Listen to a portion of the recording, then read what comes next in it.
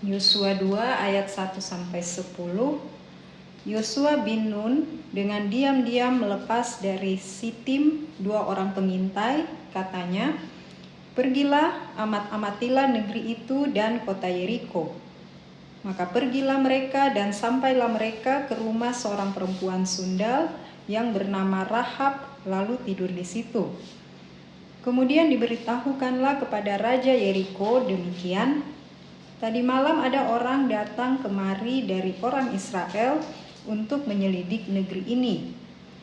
Maka Raja Yeriko menyuruh orang kepada Rahab mengatakan, "Bawalah keluar orang-orang yang datang kepadamu itu, yang telah masuk ke dalam rumahmu, sebab mereka datang untuk menyelidik seluruh negeri ini." Tetapi perempuan itu telah membawa dan menyembunyikan kedua orang itu.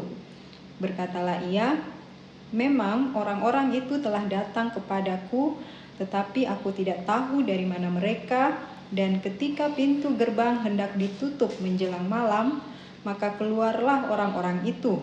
Aku tidak tahu kemana orang-orang itu pergi. Segeralah kejar mereka, tentulah kamu dapat menyusul mereka." Tetapi perempuan itu telah menyuruh keduanya naik ke sotoh rumah dan menyembunyikan mereka di bawah timbunan batang rami yang ditebarkan di atas sotoh itu. Maka pergilah orang-orang itu mengejar mereka ke arah sungai Yordan, ke tempat-tempat penyeberangan, dan ditutuplah pintu gerbang segera sesudah pengejar-pengejar itu keluar. Tetapi sebelum kedua orang itu tidur, naiklah perempuan itu mendapatkan mereka di atas sotoh dan berkata kepada orang-orang itu, "Aku tahu bahwa Tuhan telah memberikan negeri ini kepada kamu dan bahwa kengerian terhadap kamu telah menghinggapi kami dan segala penduduk negeri ini gemetar menghadapi kamu. Sebab kami mendengar bahwa Tuhan telah mengeringkan air laut Teberau di depan kamu ketika kamu berjalan keluar dari Mesir, dan apa yang kamu lakukan kepada kedua raja orang Amori yang di seberang sungai Yordan itu, yakni kepada Sihon dan Og yang telah kamu tumpas." Amin.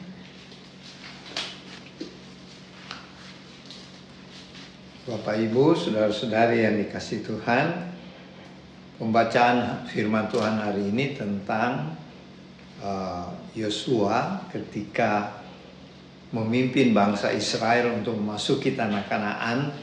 Mereka pada waktu itu sedang berkemah di Sitim, dan sebentar lagi mereka akan masuk ke tanah perjanjian, tanah Kanaan, seperti yang Tuhan sudah janjikan melalui hambanya Musa yang Yosua ganti.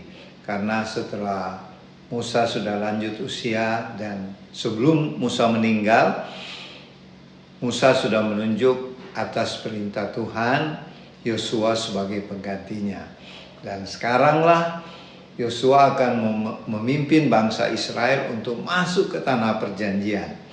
Tetapi untuk masuk ke tanah perjanjian, mereka harus menghadapi satu kota yang begitu kuat, satu benteng yang kuat yang disebut Yeriko, ya. Kota dan benteng Yeriko terkenal pada waktu itu adalah kota dan benteng yang tidak terkalahkan, ya. Jadi Yosua memakai taktik, yaitu mengirim mata-mata dulu untuk menyelidiki kota Yeriko itu bagaimana keadaannya dan bagaimana kekuatan tentaranya dan lain sebagainya. Maka diutuslah 2 orang mata-mata yang tadi di Alkitab tidak disebut namanya, tetapi menurut kitab Midras itu adalah kitab tafsiran firman Tuhan orang Yahudi, ya. Kitab tafsiran ini mengatakan kedua orang mata-mata atau pengintai itu adalah namanya Pinehas dan Kaleb, ya. Jadi kedua pengintai itu pergi ke kota Yeriko dan mereka tinggal dan menginap di sebuah rumah tempat tinggal wanita yang bernama Rahab. yang dikenal sebagai wanita tunasusila ya. Dan kita lihat selanjutnya, waktu kedua mata-mata orang Israel yang bernama Pinehas dan Kaleb ini diketahui oleh tentara Yeriko, mereka langsung pergi ke rumah Rahab untuk menangkap kedua pengintai orang Israel ini. Tetapi Rahab menyembunyikan mereka di atas rumahnya, di sotoh ya, sotoh rumah, dan disembunyikan di bawah jerami-jerami ya. Kemudian waktu dia setelah menyembunyikan Pinehas dan Kaleb mata-mata Israel itu, waktu prajurit Yeriko bertanya, mana itu kedua mata-mata atau orang Israel itu yang tadi ke rumahmu ini?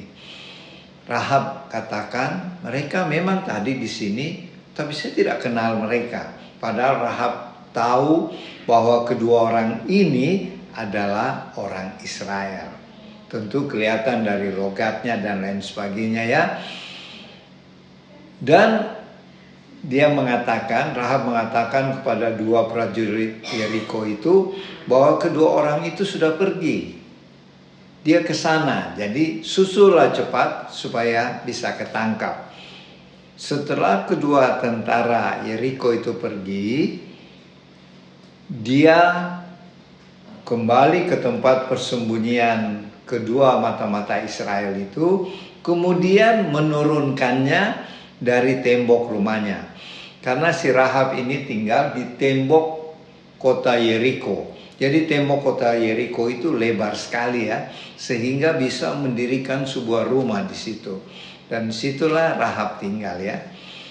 Dan dia menurunkan kedua mata-mata itu pada waktu malam supaya tidak kelihatan. Dan dia katakan sama kedua pengintai orang Israel, Pinehas dan Kaleb itu, sebaiknya kamu bermalam 3 malam di hutan itu, setelah itu kamu kembali ke tempatmu. Nah, setelah itu kedua pengintai itu kemudian lolos dan melapor kepada Yosua yang menyuruh mereka.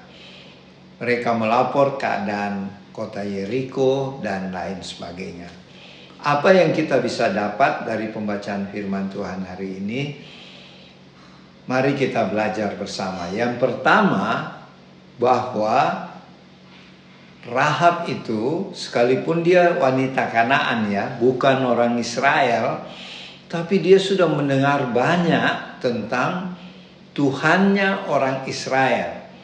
Itu dia katakan kepada kedua mata-mata itu bahwa sebenarnya orang di Yeriko sekarang sedang ketakutan karena melihat kamu sudah berkemah di Sitim dan akan menyerang kota kami.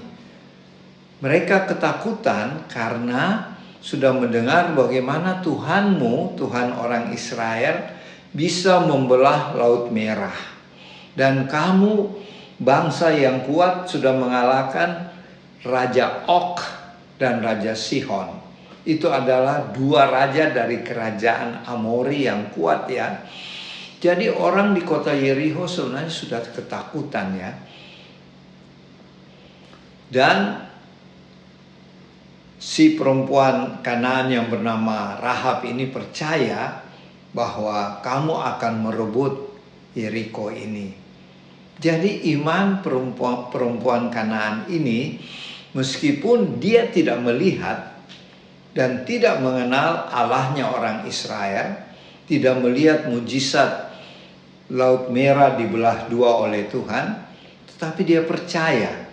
Di sini kita belajar, meskipun Rahab tidak melihat, tapi dia percaya bahwa Allah Israel itu luar biasa. Kita ingat perkataan Tuhan Yesus ya, berbahagialah orang yang tidak melihat tapi percaya. Jadi kita ambil pelajaran di sini, banyak perkara mungkin yang kita tidak mengerti, belum melihat, tetapi percayalah firman Tuhan itu ya dan amin.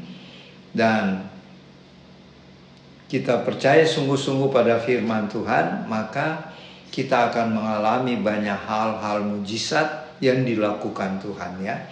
Itu yang pertama. Yang kedua, pelajaran yang kedua, marilah kita berani seperti Rahab untuk menyembunyikan kedua pengintai bangsa Israel itu. Sebab risikonya kalau ketahuan oleh Raja Yeriko atau tentara Israel, Rahab akan dibunuh. Nah, pelajaran kedua di sini, untuk kita mengikuti Tuhan, mengikuti jalan-jalan Tuhan, kita tidak perlu takut. Malah kita harus berani, karena Tuhan Yesus katakan melalui firman-Nya bahwa Tuhan tidak memberi kita roh ketakutan, tetapi keberanian, keadilan, dan kasih. Jadi marilah dalam menghadapi pergumulan hidup ini, masalah apa saja yang kita hadapi, baik itu masalah sakit penyakit yang belum sembuh-sembuh, atau masalah pergumulan keluarga, masalah keuangan, atau masalah apa saja, mari kita hadapi dengan berani bersama Roh Kudus, dan kita percaya Tuhan pasti memberikan jalan keluar yang terbaik. Nah, Bapak Ibu, saudara-saudari, dan adik-adik yang dikasihi Tuhan, kisah Rahab ini bukan sampai di situ saja. Dan selanjutnya kalau kita baca tentang Rahab, di kemudian hari dia akan menikah dengan orang Israel. Jadi setelah penyerbuan bangsa Israel dengan cara yang unik dan ajaib, yaitu mengelilingi kota Yeriko selama 7 hari, dan pada hari yang ke-7 mereka mengelilingi 7 kali, dan tembok Yeriko roboh, dan pasukan Israel menyerang, membakar kota Yeriko, membunuh semua tentara-tentara Yeriko. Tetapi ada satu keluarga yang selamat, yaitu Rahab. Rahab bersama orang tuanya, saudara-saudaranya, semua keluarga Rahab selamat. Karena dia sudah meminta kepada kedua pengintai itu bahwa ketika kota ini diserang oleh bangsamu, ingatlah untuk tidak menyerang keluarga kami. Dan kedua pengintai itu berjanji, yaitu yang mengintai tadi itu berjanji bahwa ketika mereka menyerang nanti, keluarga Rahab akan selamat. Tetapi tentu harus kasih tanda ya. Jadi sebagai tandanya, kamu harus menggantung tali warna merah di jendelamu, sehingga ketika kami menyerang nanti, itu tanda rumah itu tidak boleh diserang ya, tidak boleh dibunuh penghuninya, karena kamu telah menolong kami. Jadi di sini kita belajar lagi bahwa Rahab meminta tolong kepada kedua pengintai ini, si Pinehas dan Kaleb, agar ketika Israel menyerang nanti, keluarganya jangan dibunuh. Dan itu terjadi kemudian ya. Bahkan kalau kita ikuti selanjutnya, di kemudian hari Rahab akan menikah sama orang Israel yang bernama Salmon. Salmon itulah salah satu dari pengintai. Jadi sudah terjalin kisah cinta ya. Dan di kemudian hari dari hasil pernikahan Salmon dan Rahab, maka lahirlah Boas. Boas ini nanti kawin dengan Ruth dan akan melahirkan Isai. Isai itu adalah ayahnya Raja Daud. Dan dari Raja Daud lah keturunannya lahir Yesus Kristus, Tuhan dan juru selamat kita, yang lahir di kota Bethlehem ya, kota Daud. Jadi Rahab, seorang wanita tunasusila dari bangsa Kanaan, dipakai Tuhan luar biasa. Bahkan untuk keselamatan kita ya. Jadi pelajaran berikutnya bahwa Tuhan tidak melihat masa lalunya Rahab. Tuhan juga tidak melihat masa lalu kita, model apapun Tuhan bisa pakai. Asal kita sungguh-sungguh beriman kepada Tuhan Yesus dan kita mau dipakai oleh Tuhan untuk bersaksi dan melayani Tuhan sebelum Tuhan Yesus datang yang kedua kali. Sehingga banyak jiwa-jiwa yang dimenangkan. Nah, inilah pelajaran buat kita semua tentang Rahab. Dan sebagai tanda supaya rumahnya tidak diserang, si mata-mata tadi suruh menaruh tali merah ya. Tali merah ini adalah nubuatan tentang keselamatan bagi seluruh umat manusia melalui darah Tuhan Yesus. Darah Tuhan Yesus yang berwarna merah. Jadi tali kirmisi yang digantung di jendelanya Rahab itu adalah profetik tentang darah Tuhan Yesus yang menyelamatkan seluruh umat manusia termasuk kita. Sedangkan tali kirmisi atau tali warna merah itu menyelamatkan Rahab dan seisi rumahnya. Kita ingat firman Tuhan berkata, satu orang benar akan mendatangkan keselamatan bagi seisi rumah. Demikianlah firman Tuhan tentang Rahab. Semoga ini menjadi kekuatan buat kita untuk kita mau bersaksi untuk melayani Tuhan seperti Rahab ya. Tuhan Yesus memberkati. Selamat siang Bapak Ibu, saudara-saudari di rumah serta teman-teman walot yang mengikuti baktian pada siang ini. Saya menambahkan apa yang Oba bawakan. Kita melihat dari Yosua 2 ayat 1-10.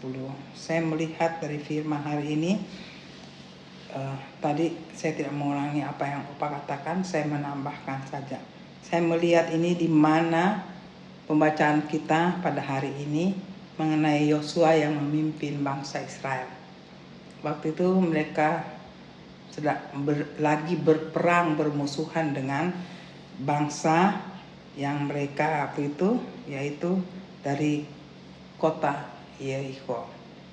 Saya mengajak Bapak Ibu, teman-teman di rumah yang menonton siang ini bahwa mari kita bersama melihat dengan perikop apa yang kita lihat pada siang ini, di mana kita sebagai manusia, anak-anak Tuhan, di posisi yang kita baca, dan kita melihat di mana Tuhan di dalam posisi Tuhan di dalam pembacaan kita. Ya, saya tidak mengulangi apa yang Opa katakan, tadi sudah dijelaskan. Tapi saya melihat sebagai anak Tuhan, kita terhadap Tuhan dan Tuhan terhadap kita. Bagaimana saat itu Tuhan Yesus atau Bapa ya, saat itu di pihak Israel dan Rahab di pihak musuh Israel. Mari kita lihat pribadi Tuhan. Di sini ada dua bangsa yang bermusuhan.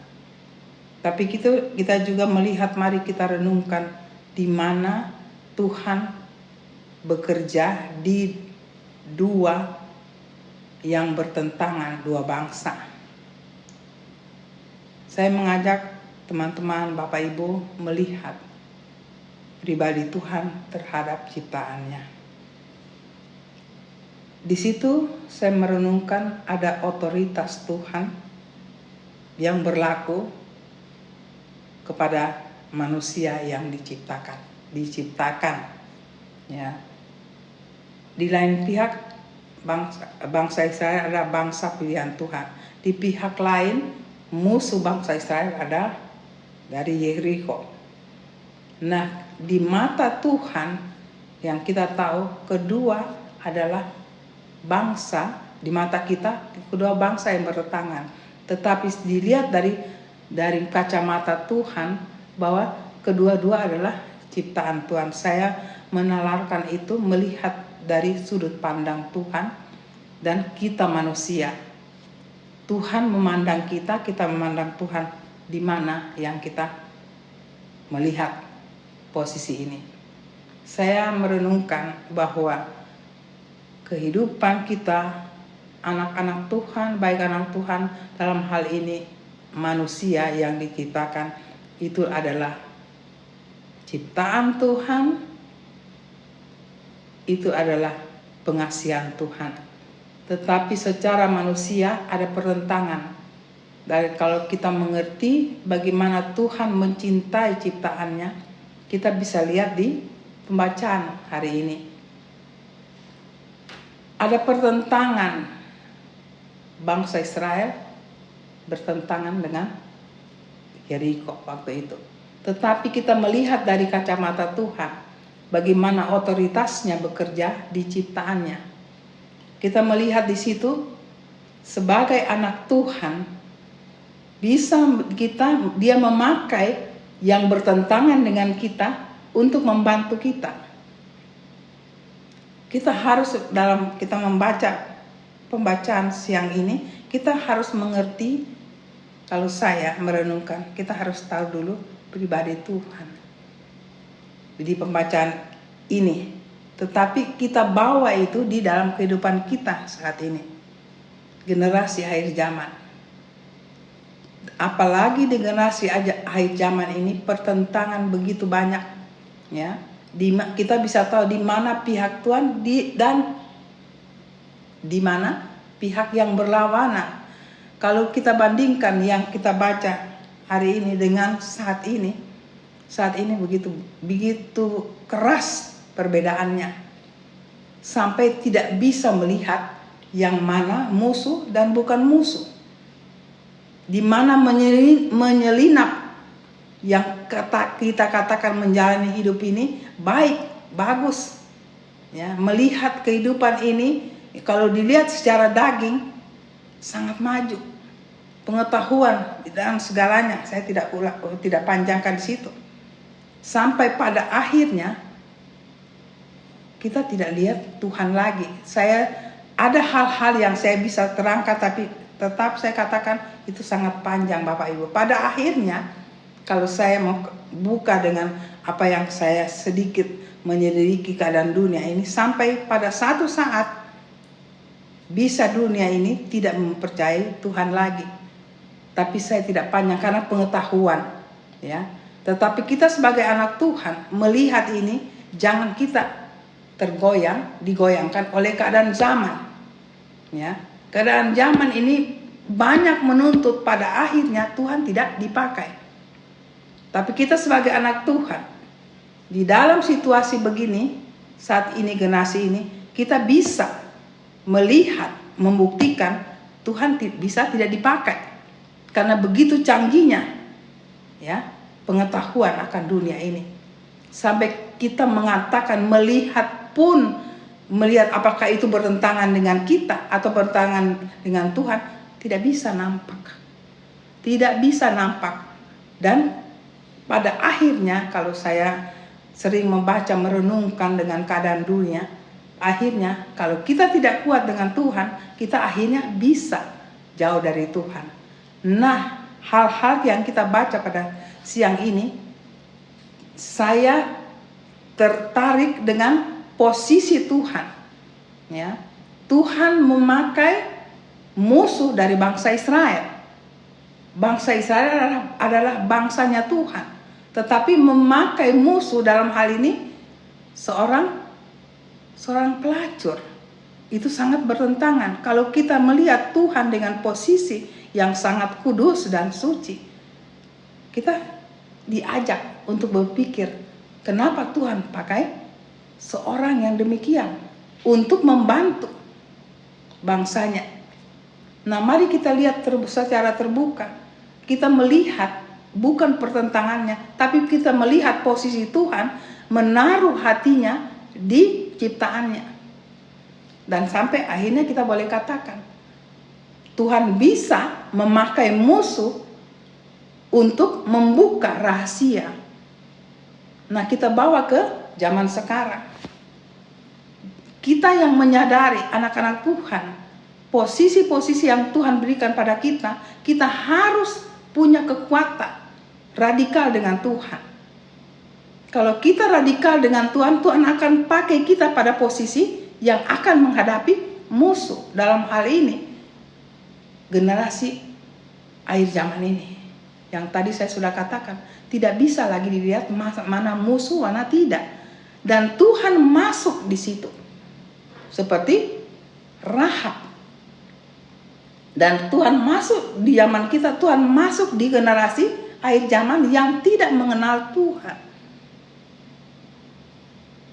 Tidak tahu Tuhan itu siapa. Tapi mereka kalau bertanya, kalau kita menyelidiki kehidupan mereka, mereka sangat tahu kehidupan dunia. Bahkan saya tidak mengulangi itu ya, bahwa kehidupan kemajuan zaman itu bisa menjadi seperti Rahab.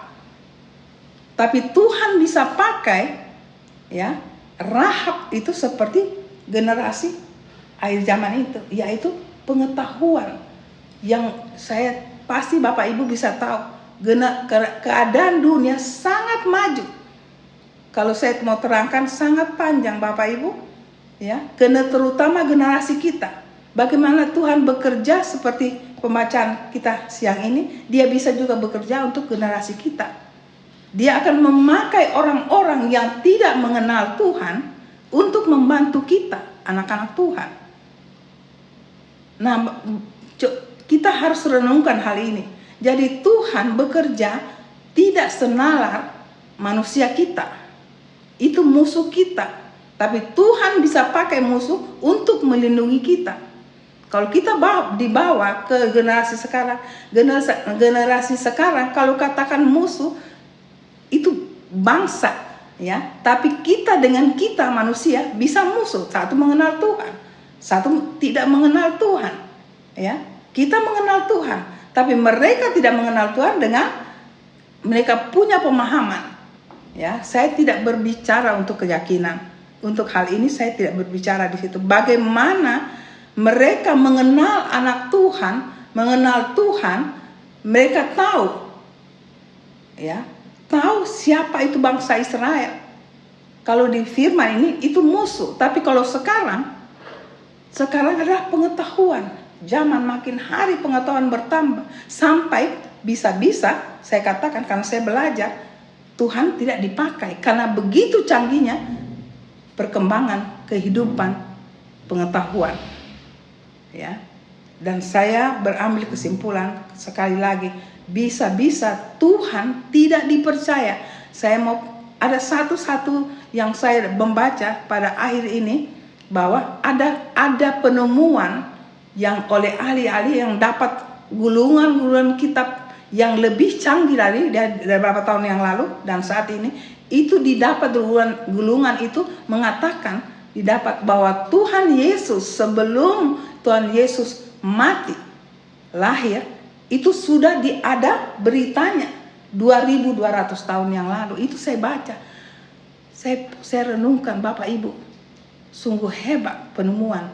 Tapi pada akhirnya kesimpulan dari pembacaan yang saya renungkan waktu saya baca berita itu, pada satu saat para ahli bingung.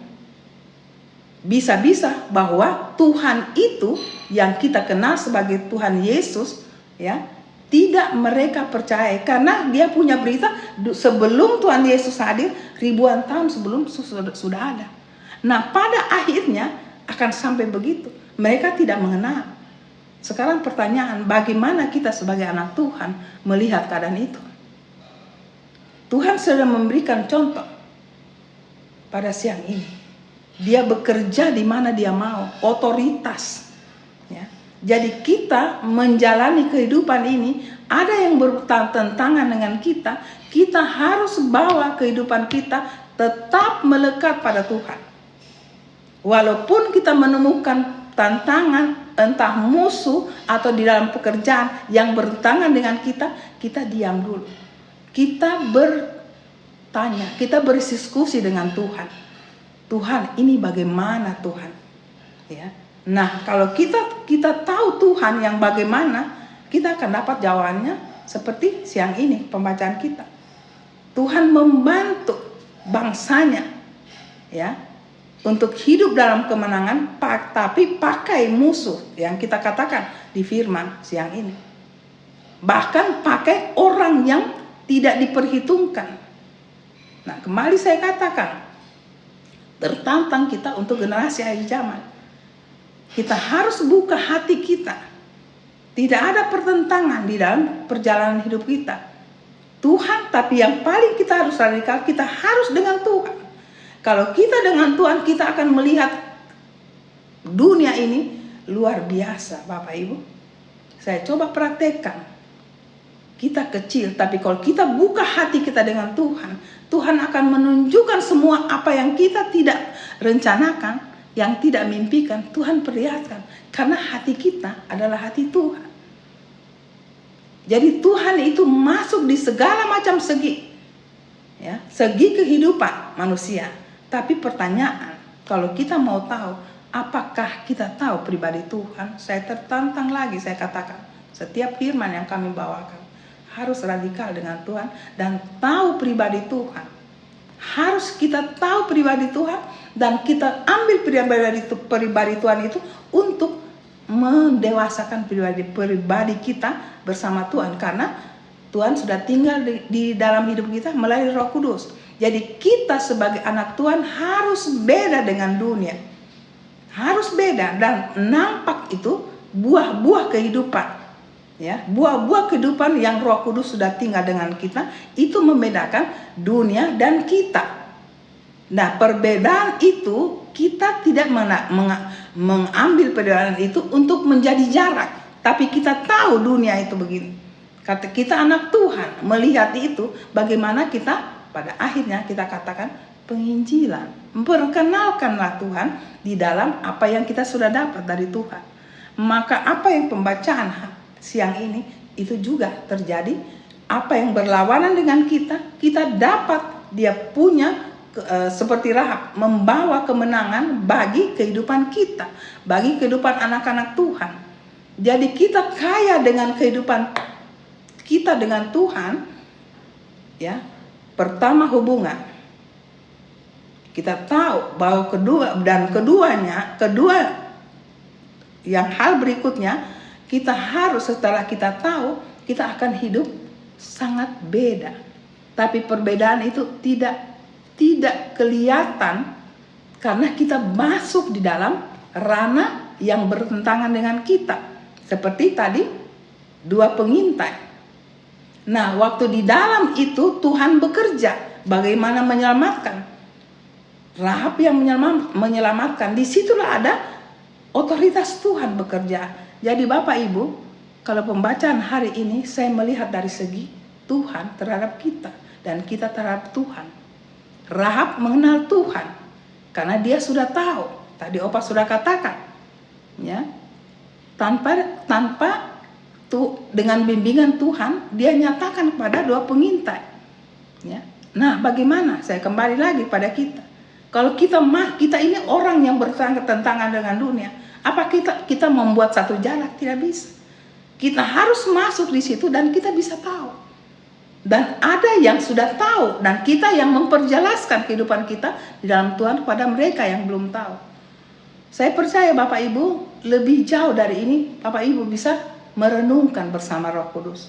Jadi kehidupan di dalam Tuhan, asal kita dengan Tuhan, kita tetap terlindung, kita tetap merasakan kemenangan demi kemenangan, kita tetap merasakan luar biasanya Tuhan kita, kalau kita sudah masuk di dalam ranah yang bertentangan dengan kita. Tapi asal Tuhan ini izinkan, waktu kita sudah masuk, kita dilindungi. Bahkan kita dapat bekal untuk orang lain melihat kita seperti Rahab, mengenal Tuhan kita. Bapak Ibu, firman hari ini sungguh luar biasa. Saya katakan, anak-anak Tuhan tetap radikal dengan Tuhan, tapi menjalani kehidupan seperti apa yang terjadi kita baca siang ini. Mari kita ajak firman ini hari ini. Pribadi kita, keluarga kita tetap harus radikal, tapi radikal dengan Tuhan dan Tuhan bawa kita sesuai dengan apa yang kita jalani. Maka kemenangan demi kemenangan kita dapat, bahkan kita memenangkan orang yang belum mengenal Tuhan bisa mengenal Tuhan melalui kita.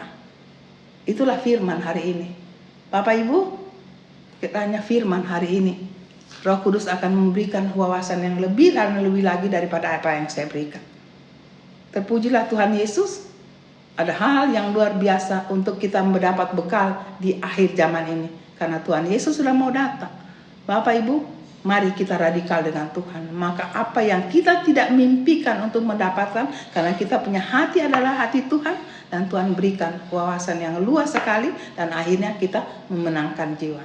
Terima kasih firman untuk hari ini. Kiranya Roh Kudus memberkati Bapak Ibu di rumah dan menambahkan wawasan yang lebih dari apa yang saya terangkan. Sampai kita bertemu lagi di minggu depan. Tuhan Yesus memberkati. Amin.